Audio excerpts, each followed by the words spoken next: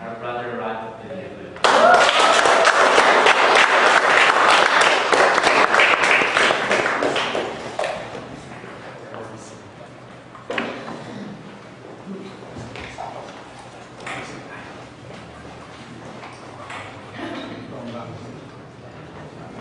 Good evening, brothers and sisters. Good evening. Has there ever been a time in your life when you've had struggles or challenges, when there was a very difficult situation? Can you think about that time? And during that time, can you think about, was there somebody there who was helping you? Maybe it was a spouse. Maybe it was a sibling. Maybe it was a mentor. Can you think about that person? How glad were you there? How glad were you there that they were there in your life at that time?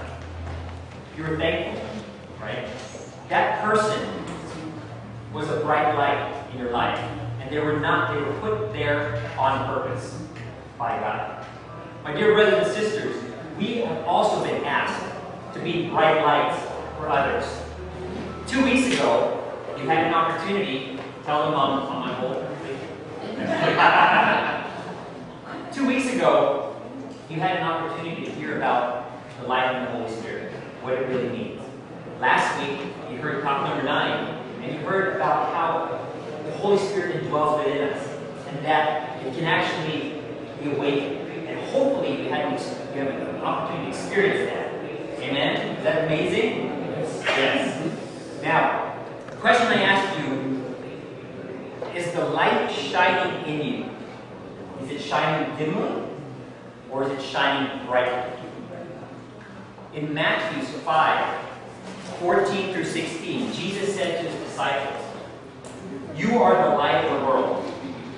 A city built on a mountain cannot be hidden. No one lights a lamp and puts it under a bushel basket. It is set on a lampstand, where it is supposed to be the light for everyone in the house. In the same way, your light will shine before others, so that they may see your good deeds, and they may glorify our Heavenly Father." So, how are you going to let the light shine brightly? By growing the light of the Holy Spirit. This evening, my brothers and sisters, you're going to get 5 key tools to help you grow in the light of the Holy Spirit. Okay? And those tools, hopefully you can see them in your way. Those 5 key tools are prayer, study, service, fellowship, and sacraments. Okay? Repeat those. I'm into adult learning, so that when you walk away, you're going to remember the 5 tools. So I'm going to repeat them. Prayer, study, service, fellowship, sacraments. Right? Now, who can tell me what the 5 key tools are that I just went over twice?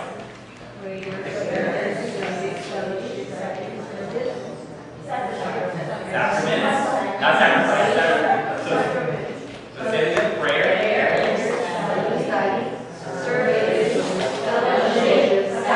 Wow, you guys are good. Those are the 5 key tools. Okay? So let's talk a little bit about prayer. You know, before we came to Couples for Christ, my wife and my son used to pray. And I was so busy with work that I would hear them praying in the office. And my daughter was in her room doing homework. And you know the old adage, a family that prays together stays together? Well, you know, my wife kept trying to encourage us. And really, you know, said, oh, we'll pray later, you know. Well, after we came to Couples for Christ, we found out that prayer is the #1 tool to help you grow in the life of the Spirit. So if you had a coach, Brother Rodney, if you had a coach that said, hey, Rodney, I need you to do this, and this is the #1 thing you're going to do to be successful, would you do it? Sure. Absolutely. So this is the #1 tool to help us get there. In the story, after we came to Couples for Christ, I realized that it was important, so we started praying together, my wife, my son, and I. But yet my daughter still did not want to come pray with us. So we prayed for her, we encouraged her, and finally, after she got involved with Couples for Christ and Youth for Christ, she realized that prayer was also important. So she started actually coming down the stairs. Yet she was like, I didn't really want to pray. But by the grace of God and the Holy Spirit, she started praying with us every night. Now, because of Couples for Christ, both my son, 10 years old, and my daughter, 15, they know how to pray and thank the Lord in our prayer. Albeit short, they do know how to pray. So now, every evening, 15 minutes, we pray as a family. And it's been such a blessing. So, why is prayer important? Here are the 3 good principles for prayer. Prayer must be faithful. You must invite the Holy Spirit. And it must be centered on a relationship with Jesus Christ. Okay? Alright. What did I just say? Number 1, it needs to be faithful. Excellent. Second, it must. And thirdly, it must. Excellent. Those are the 3 key things for prayer. Okay? So let's talk a little bit about the first one, being faithful. What does it mean to be faithful? Well, first and foremost, my brothers and sisters, we have to decide to make this a priority. Okay? It is the number 1 tool. And so, like in your life, if something's important, will you not do it if it's a priority? So we need to make sure prayer is a priority. Okay? You need to make a decision that you're going to do this. Now, when do you do this? Well, the great thing about our Lord is He's better than 7-Eleven. He's 24/7. Pretty much you can pray any time of the day. Morning, noon, night. He's always there for us. Okay? Now, in Matthew chapter 6, verse 6, it says, when you go pray, you go to a room, close the door, and pray to the Father who is unseen. The Father who sees what you do in private will reward you. So what you want to do is find a place where you can actually have an intimate conversation with our Lord. And that is the key essence of prayer. You want to have a deep and meaningful relationship with Jesus. That is the whole essence of prayer. So you're asking, Brother Rod, that sounds great, but how long should we pray? I would ask, if you're not praying already, start off with 5 to 10 minutes. It's kind of like building exercise, right? If you're not praying often, start with 5 to 10 minutes, and what you'll notice, it gets easier and easier and easier. And so pretty soon you'll be able to pray 15, 20 minutes, 30 minutes, an hour. It becomes very easy. So we need to make sure it is a habit. Okay? Now, how do I pray? Now, you guys have gone through this CLP, and you've heard about ACTS. Have you all heard about ACTS? ACTS is essentially an acronym for adoration, contrition, thanksgiving, and supplication. It's a great way to think about if you're saying, I don't really know how to pray, Brother Rod. Well, it's very easy. So who can tell me what adoration stands for? Leanne, you know what adoration is? Worship. Worship. Praise. Exactly. Essentially, it's anything that you need to do to praise God for how great He is. And you can say pretty much anything. You know, God, you are the God of gods. You are the King of all kings. You are the Messiah. You are our Savior. Basically, we love you, we praise you, glorify you. Anything like that to praise the Lord is adoration. Okay? Contrition. Who can tell me what contrition is? To be sorry. Thank you, sister. To be sorry. Basically, you are asking for forgiveness from our Lord. Okay? You're coming to the Lord with a deeply repentant heart. How about contrition? Who can tell me what contrition is? Thanksgiving. Or contrition, yeah, thanksgiving. Gratitude, right? Pretty much you want to thank the Lord for everything that we have. Everything in our life, right?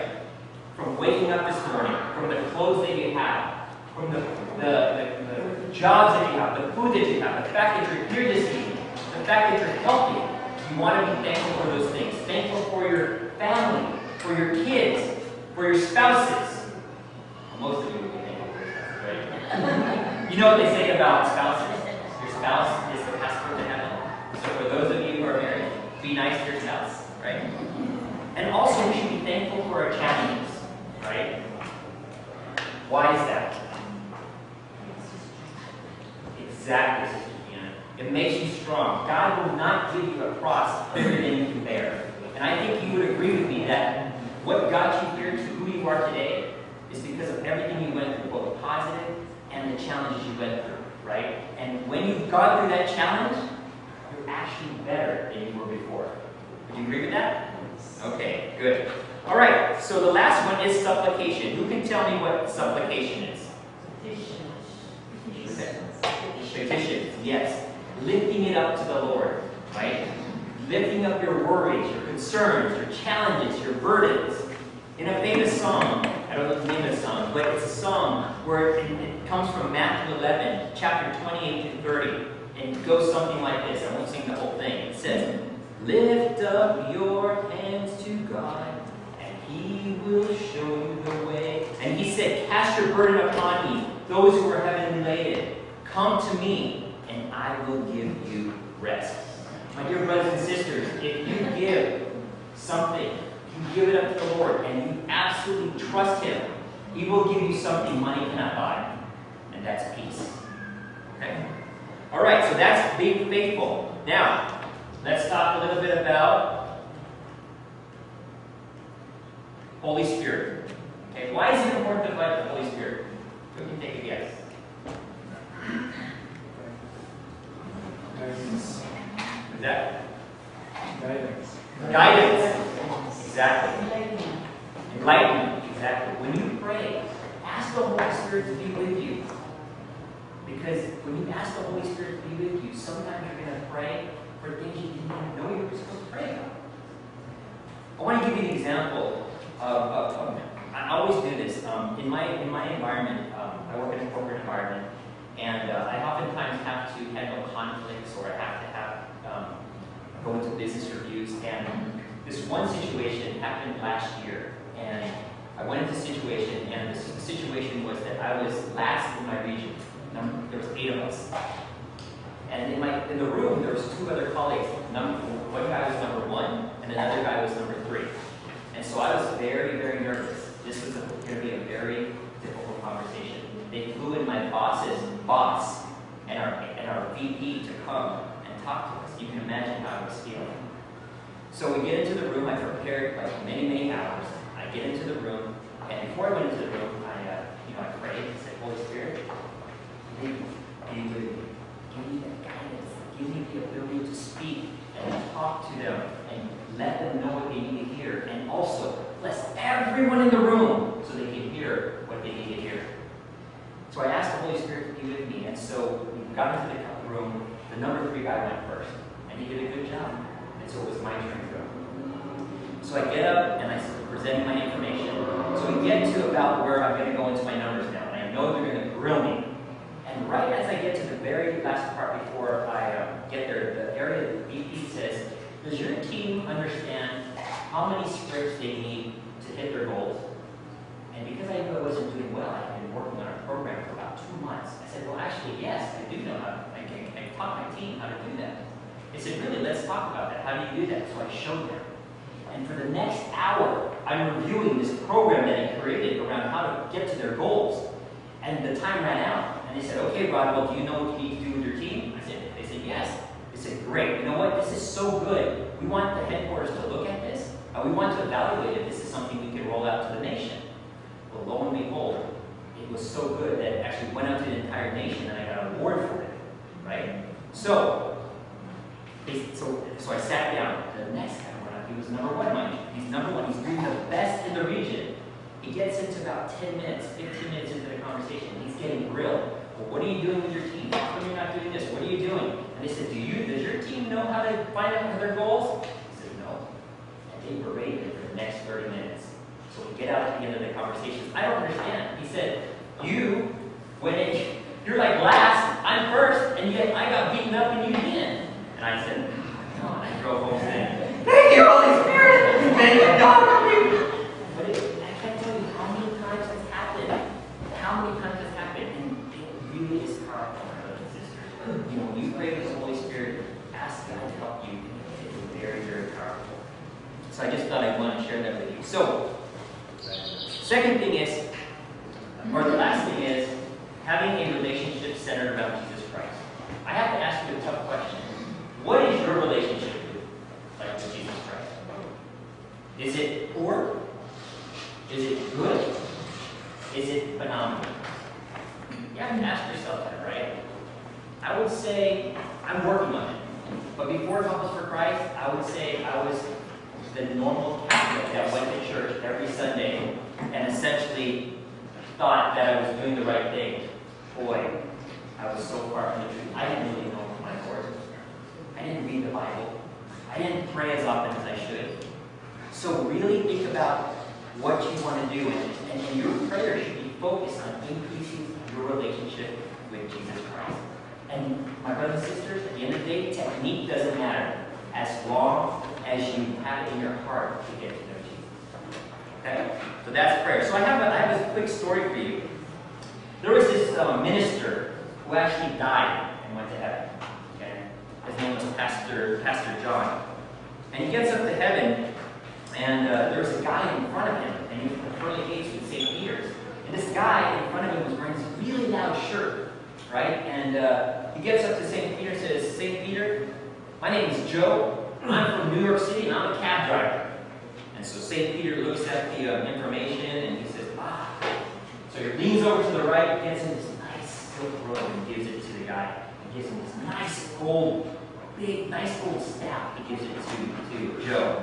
He says, welcome, my brother, to heaven. Enter. So the minister steps up and says, hi, I'm from so-and-so church. My name is Pastor John, and I actually am here. I think I died, and I think I'm in heaven. He says, yes, you are. He looks at the list. He leans to the left, and he gets him a cotton robe and a wooden staff. And then the pastor said, wait a minute. That guy was from New York City, and he got a silk robe and a gold staff. What's that about? I'm a minister. St. Peter said, I just want to let you know, up here, it's all about performance. You see, when he drove, people prayed. When you preached, they slept. So there's no sleeping tonight. Okay, because I like silk robes. Okay, so, all right.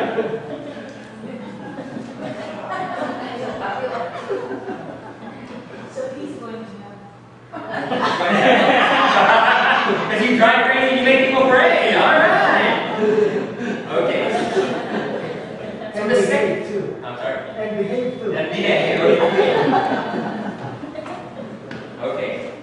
So the second tool is what? So first tool is prayer. What's the second tool? Study. Excellent. So, study is getting to know God and to understand His ways and how we can better love Him and serve Him. It's about learning the Word and how it applies in our lives. Okay? So, first is the Bible. How many of you actually have a Bible? That's funny. That's like what I thought. I'm like, I think there's a white one in our house. I think it's on the coffee table getting dust. If you don't have a Bible, get a good Catholic Bible. Okay? The Bible is really about who God is, what He's done, and what He wants us to do. Right? And your goal is to finish the Bible from Genesis to Revelation. And you're thinking, Brother Rod, that's one big book. Great thing is you have your entire life. Right? And so you want to take 10 to 15 minutes per day to read the Bible. Okay? And who can tell me what Bible actually stands for? What does Bible stand for? Wow, that's good. Basic instructions before leaving Earth. That is very true. So the second way to get the second way to actually study is actual spiritual readings. Okay? What are spiritual readings? Who can tell me what those might be?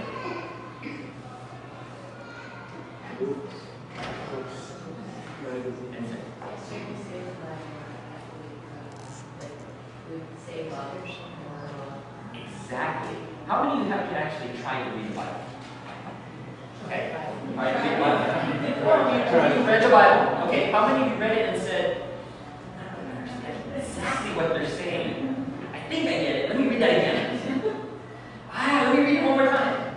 Scriptural readings really help you understand the Bible that much better. Okay. Another thing you want to do is pray. The Holy Spirit is when you read the Bible. Okay. Sometimes you'll be enlightened about what you're reading, but spiritual readings are Things like daily reflections, magazines, the daily word, spiritual books, the word among us, and listening to other people who actually speak and who study the Bible. Okay? Those would be it. And then last but not least, teachings and preachings. Here at Couples for Christ, everything is biblically based. So that's the wonderful thing about Couples for Christ. Everything we teach is biblically founded. And then the preachings. How many of you actually go to church on Sundays? Okay. How many of you have listened to the homily and start nodding on it? We're all guilty. I will ask you to ask the Holy Spirit to be with you, because you know, my brothers and sisters, the priests, they have gone to school. They are close to the Lord. And they actually have a wonderful message if you really take the time to listen. We have a priest at St. Cecilia, and he is a wonderful priest. And he has a very thick accent. Very thick accent. And he stops in places that are not supposed to be stopped. His intonation will be up. So I have to really concentrate. Like, I have to listen to his messages. They are absolutely powerful. So just really pay attention. You really get some wonderful things there when you hear it. Okay, I have another story for you. It's about this 92-year-old man who went to go get checked up on from his doctor. And so his doctor checked him out and went on his merry way. A few days later, Dr. Smith saw this man, his name's Greg, walking down the street. And he had kind of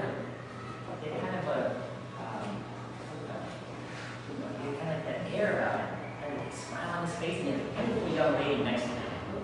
And then Dr. Smith said, "Hey, Greg, you're looking great today." Greg said, "Dr. Smith, I took your advice." "Took my advice?" He said, "Yeah. You said, be cheerful and get a hot mama." Dr. Smith said, "That's not what I said, Greg." He said, "Be careful. You have a heart murmur." The reason why I say that, my brothers and sisters, is you have to open your ears and listen. Okay, listen with your heart. Okay. So the third tool is service. Right? You can tell me what your idea of service is.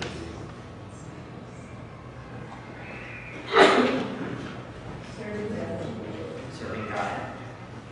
My dear brothers and sisters, here at Couples for Christ, we're all about serving. Taking the mentality of the servant part, that's what it's all about, right? And you're serving the Lord.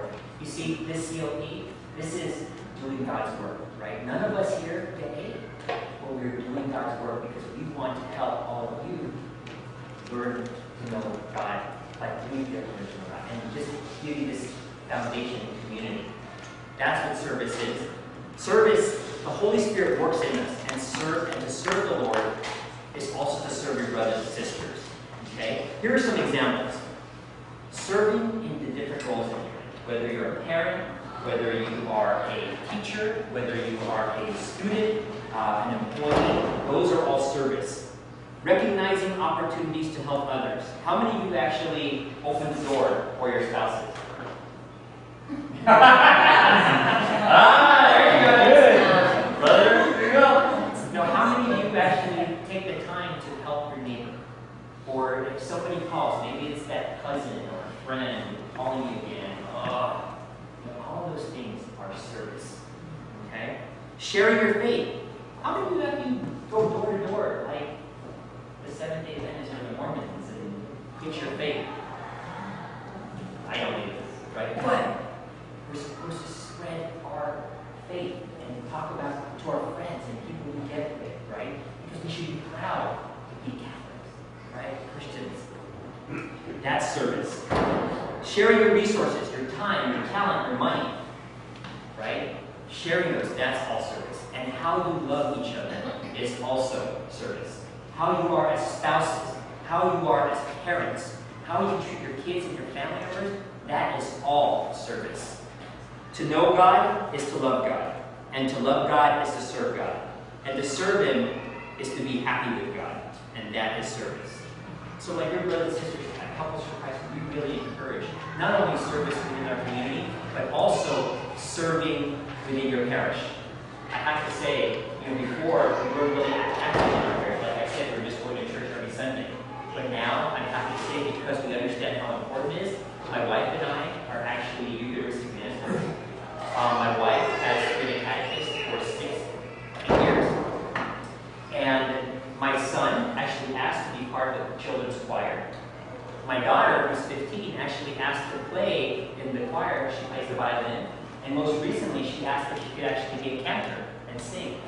So you can see, as a family, we have now grown within our church community. And that never would have happened had we not understood the importance of service. Okay? So the core tool is what? Fellowship. Okay. So fellowship is everything that Christians do together as one body, one family, God's family. Okay? It's about being a team. How many of you know the Lakers?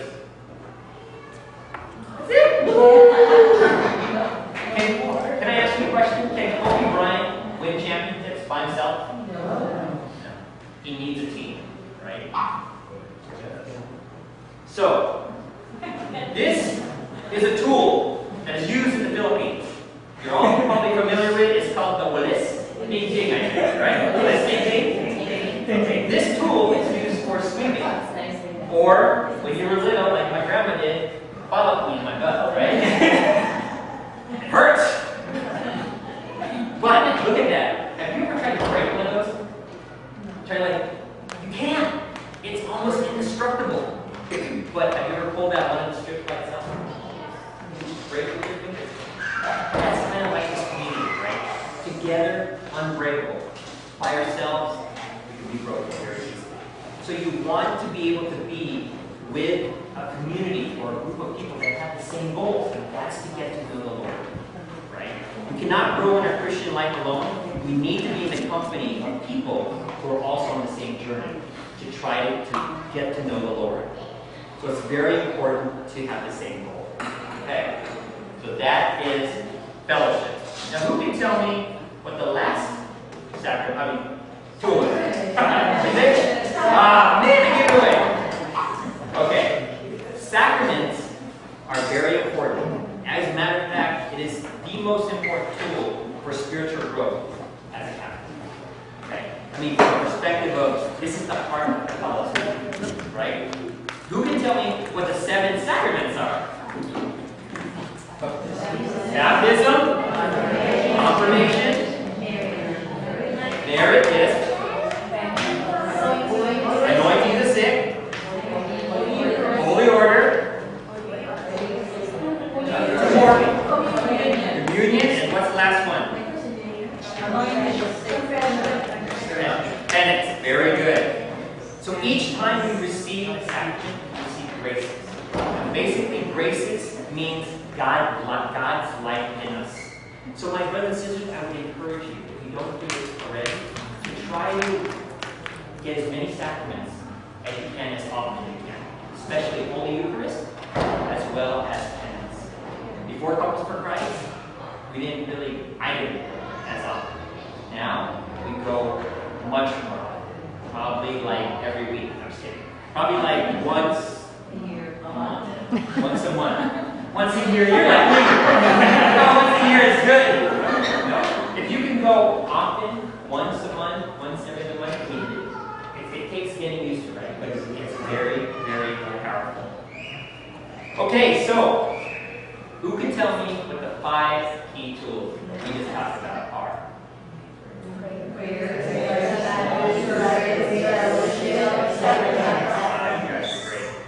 My brothers and sisters, before I end, I'd like to tell you a quick story. And this story really inspires me. And you probably have heard about this. And it's a story about a son and a father. And this son and father named are Rick and Dick. Have you heard of this story? Yeah. This is about a son who actually, when he was born, his umbilical cord was wrapped around his neck. And when he was born, they said he's going to be a vegetable. And he's never going to be anything. And they said, so put him in an institution. And his dad said, no, I'm going to raise it as my own. So he was never able to talk. And when he grew up to be a teenager, they made this device that allowed him to actually communicate, to talk to his parents. So one day, he said, Dad, I'd like to enter a charity event for my paraplegic friend. He said, well, what do we have to do? He said, you have to race and push me. He was overweight, not physically fit, pretty much 3 months away from having a heart attack. He was in that bad shape. He said, I'll enter the race, but you know what? I can push you and we'll see what happens. They entered the race and he finished dead, second to last. That night, his son said to him, Dad, thank you so much for allowing me to be part of this race. He said, this is the first time I did not feel disabled. The first time I did not feel disabled. His father said to his son, we're going to be doing a lot more racing. Over the span of 28 years, they entered over 1,000 events. They entered 66 marathons, 28 Boston marathons, 229 triathlons, and 6 15-hour Ironman.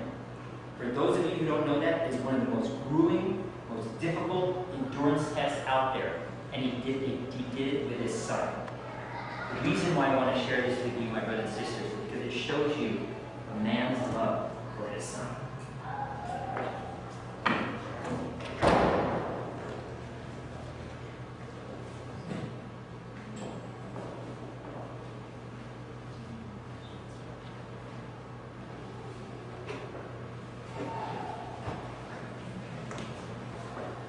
Sorry, I'll just stay with the art.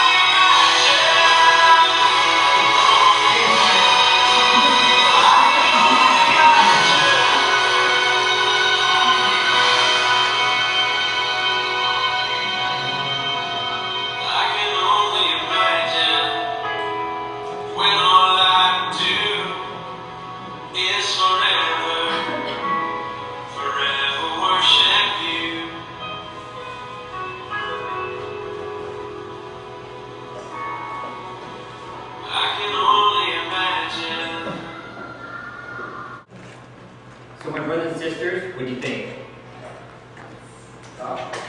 Pretty amazing, huh? The reason why I wanted to share that with you is because it shows the unconditional love a man has for his son, right?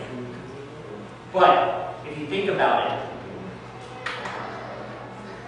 that love is even greater from our Lord, right? It's even bigger than what you saw there.